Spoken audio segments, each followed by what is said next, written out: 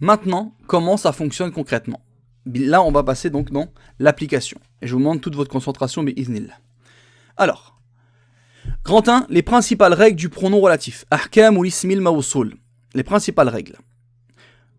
Grand A, lorsque l'antécédent, el-man'out, est défini.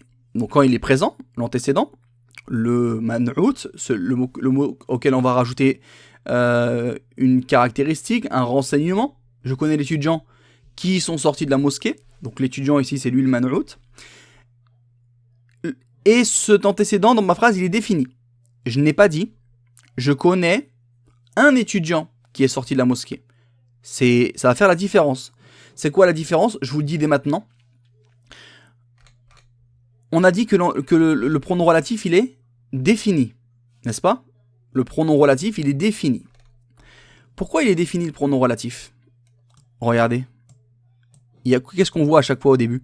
Al, comme l'article. D'accord? Donc le pronom relatif, c'est défini. Ça, c'est important. Le pronom relatif, il est défini. Or, on a dit que le pronom relatif, il est quoi? Il est nart, c'est un adjectif épithète. Donc, est-ce que on peut mettre alladhi, allati, alladhina, etc. et les autres, qui sont définis, en tant que nart d'un mot, man'out, indéfini, d'un antécédent indéfini? C'est pas possible. Parce que si c'est un nart, ça doit suivre les règles qu'on a déjà étudiées dans le tome 1. Si alladhi, allati, c'est défini en lui-même, il peut pas être nart d'un mot indéfini. C'est pas logique. Ça contredit ma leçon. Donc qu'est-ce qu'on va faire, Mu'allim, si je veux quand même traduire? Je connais un étudiant qui est sorti. Je connais un étudiant que tu as honoré. Comment je fais pour traduire ce genre de phrase-là? Eh bien, tu vas traduire de la même façon qui va suivre, à l'exception que tu n'écriras pas le pronom relatif. Il va être implicite, sous-entendu. Interdit. Et d'ailleurs, c'est la première chose que je demanderai aux élèves quand on doit traduire une phrase avec que, qui, etc. Je dis, est-ce qu'on écrit le que là? Le que, on l'écrit? Le que, tu vois en français, le qui, on l'écrit? Et l'élève, il va regarder. Est-ce que c'est écrit un étudiant ou l'étudiant? Si c'est écrit l'étudiant, l'étudiante, les étudiants, c'est défini en gros, eh bien là, il va pouvoir mettre le relatif. Il va devoir mettre le relatif. Et si jamais c'est écrit un étudiant, une étudiante, des étudiants, c'est indéfini, eh bien, il va faire la même phrase pour le reste. Mais il n'écrira pas le pronom relatif. Vous avez déjà entendu un certain nombre de versets dans le Coran où Allah il dit, par exemple à la fin, liqaumin yu'minun. Pour des gens, liqaumin pour un peuple, yu'minun. C'est écrit quoi dans la traduction? Pour des gens qui croient. Pour un peuple qui croit. Pourtant, c'est pas écrit liqaumin alladhina yu'minun. Mais c'est écrit liqaumin yu'minun pour des gens qui croient. Où est le alladhina? Où il est le pronom relatif qui renvoie aux gens? Il n'est pas là. Il est absent. Pourquoi? Parce qu'il ne peut pas être présent et être nart de qui? Et être nart d'un mot indéfini. Liqaumin, c'est indéfini pour des gens. Donc comme c'est indéfini, eh bien interdiction de le mettre. On va le traduire en français, mais on ne pourra pas l'écrire en arabe. Ok? Donc si on te demande pourquoi on ne peut pas écrire un pronom relatif en arabe, quand est-ce qu'on n'écrira pas le pronom relatif en arabe? Tu réponds tout simplement quand son antécédent est indéfini. D'accord? Quand il est indéfini, on ne peut pas.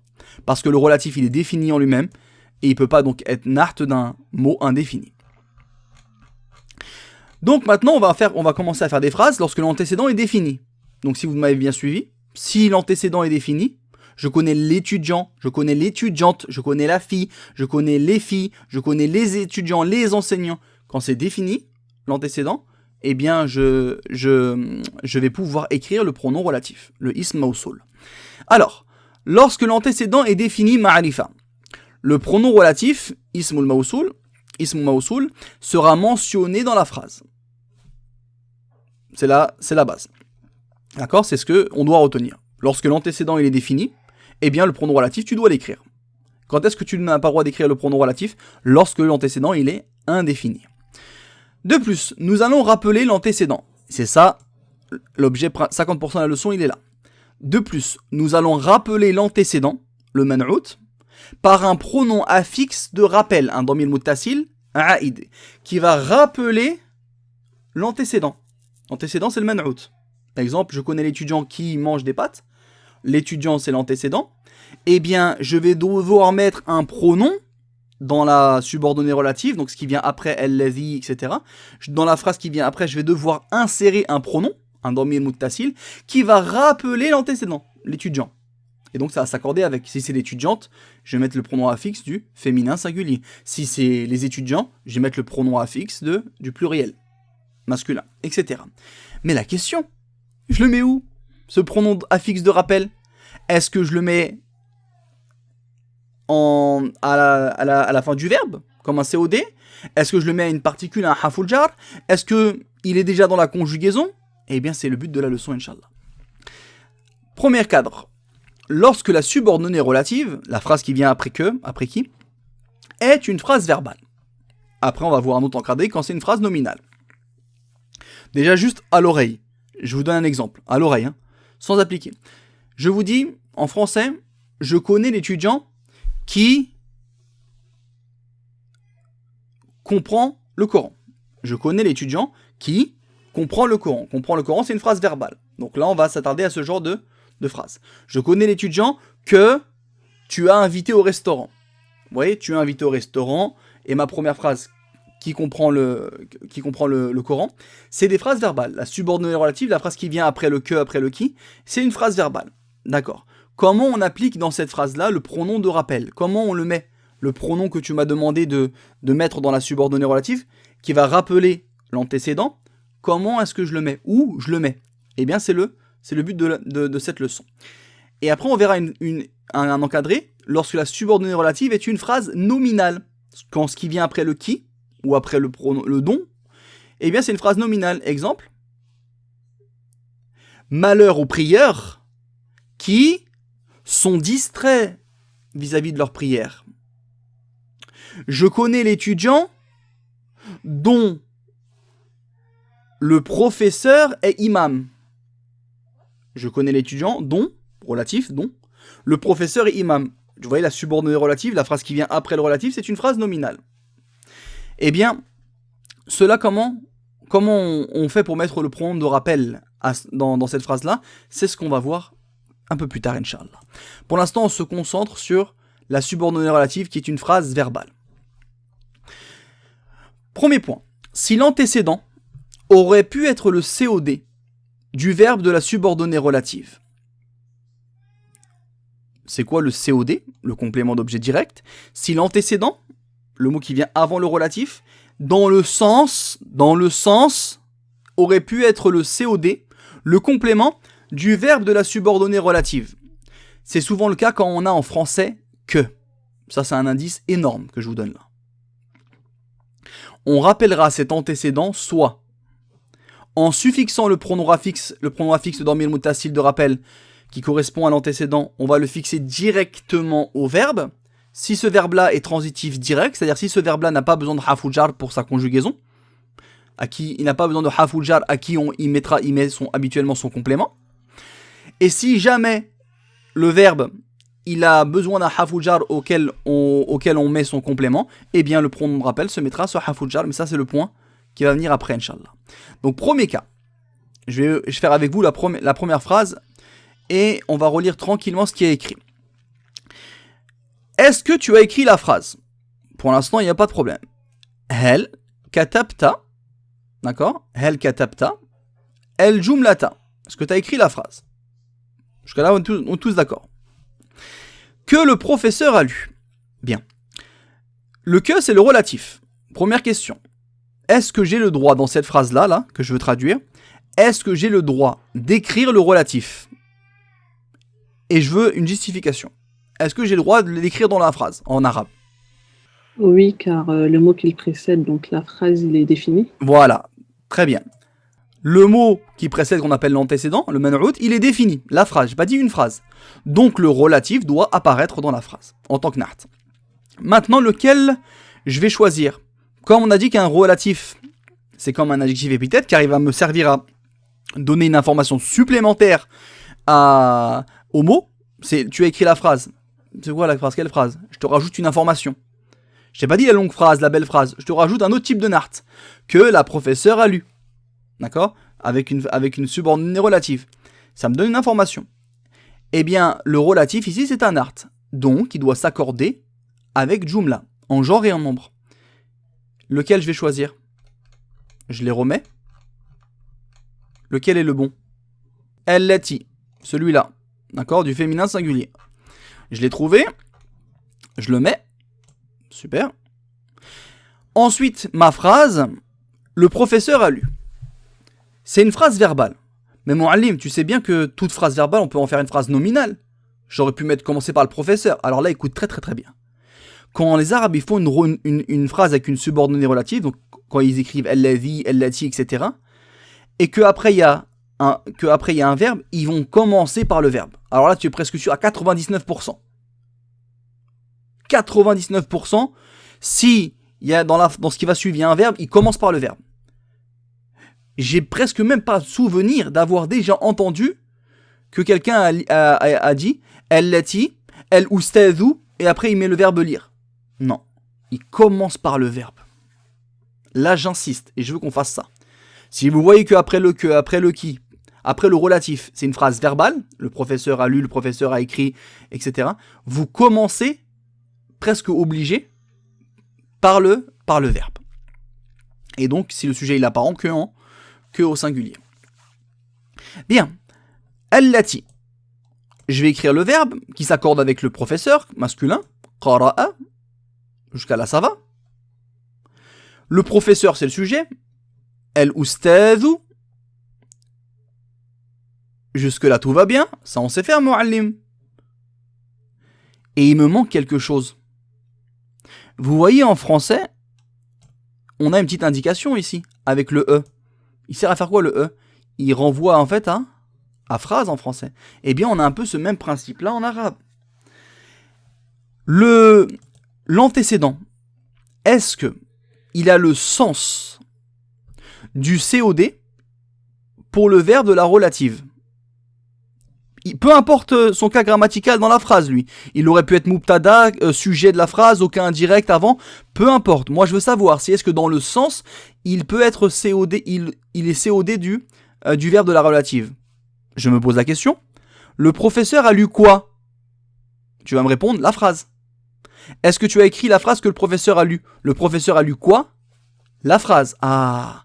Donc l'antécédent, il a le sens du COD pour ma subordonnée, pour mon antécédent. D'accord? Le verbe de ma subordonnée a le sens. L'antécédent a le sens du COD pour le verbe de la subordonnée relative. Eh bien, je devrais mettre un pronom de rappel. D'accord? À qui je le mets ce pronom de rappel? Je me pose la question maintenant. Est-ce que le verbe qara'a, son COD, son complément, est-ce qu'il se met à une particule? Ou bien il se met directement au verbe? Nous, on n'a pas appris que le verbe lire, il a une particule, auquel on doit mettre le complément. Comme on a appris avec le verbe chercher, par exemple. Le verbe chercher, vous avez appris qu'il s'utilisait avec une particule, avec an. Donc c'est à an que l'on va mettre le pronom de rappel. Mais là, le verbe lire, il n'a pas de particule, il est transitif direct. Donc, on devra suffixer à ce verbe-là un pronom de rappel, qara'aha, qui va rappeler l'antécédent, jumla. Vous voyez? C'est ça qu'il faudra, c'est ce à quoi il faudra penser lorsque vous traduirez une phrase avec une subordonnée relative. En général, alhamdoulilah, les étudiants y arrivent bien. Le fait de rappeler, de mettre le pronom de rappel qui va rappeler l'antécédent. Quand est-ce que je fais ça? Quand est-ce que le pronom de rappel, il sera à ajouter dans le verbe? Un indice très très très fort, c'est lorsqu'en français tu voyais qu'il y a écrit que. Si tu vois qu'il y a écrit qui, t'as rien à faire. Tu verras que c'est déjà dans la conjugaison. Est-ce que tu as écrit la phrase qui complète le cours? Est-ce que tu as vu le professeur qui est assis? Qui écrit au tableau? Quand c'est écrit qui, t'auras rien à faire. T'auras pas ajouté un pronom de rappel car il est déjà dans la conjugaison. Quand est-ce que j'aurai besoin de rajouter moi-même, de faire l'effort de le mettre et d'y réfléchir un minimum? C'est lorsque en français tu auras le que. D'accord? Là tu devras faire l'effort de le rajouter au verbe. D'accord? De le rajouter en tant que COD du verbe. Donc quand est-ce qu'on le rajoute en tant que COD directement au verbe? Lorsque l'antécédent aurait pu être dans le sens, le COD du verbe de la subordonnée relative. On aurait pu dire qara al-ustadhu, le professeur a lu el-jumlata, a lu la phrase. Donc j'ai mis un pronom de rappel, le ha, qui va rappeler el-jumlata, qui est féminin. Si ça avait été masculin, j'aurais mis hu. Si ça avait été un pluriel non de raison, j'aurais mis ha. Si ça avait été un pluriel masculin, j'aurais mis hum, et ainsi de suite.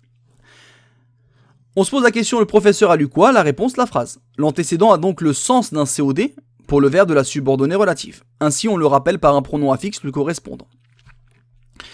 Donc, pourquoi est-ce qu'on a mis directement le pronom affixe de rappel? On l'a mis directement au verbe. Réponse, parce que ce verbe-là, qara'a, ne s'utilise pas avec un harful jar. Ok? Alors, je vais vous laisser faire la phrase suivante. Le garçon que tu as frappé pleure. Le garçon que tu as frappé pleure. Allez-y. D'abord, c'est quoi la subordonnée relative? Qu'est-ce que je peux enlever? Comme un art, on peut l'enlever du propos pour que ça garde un sens. C'est quoi la phrase de base? Le garçon pleure. D'accord? Le garçon que tu as frappé pleure. Qu'est-ce que je peux enlever? Que tu as frappé. Donc c'est ça le relatif et la subordonnée relative. Ça, je peux l'enlever. Ok? Donc du coup, tu peux faire ta phrase soit dans le sens français, le garçon que tu as frappé pleure, soit tu commences par pleure et tu fais le reste de la phrase. D'accord? À toi. Et n'oublie pas le pronom de rappel. Je te donne le... Comment on dit pleure peut-être? Si t'en as besoin. Pleure, c'est yabeki. Il pleure, ça veut yabeki.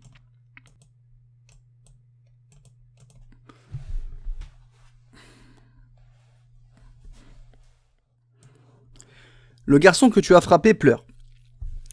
Pour savoir comment faire la phrase déjà, je me demande qu'est-ce que je peux retirer. Pour savoir par quoi commencer en fait.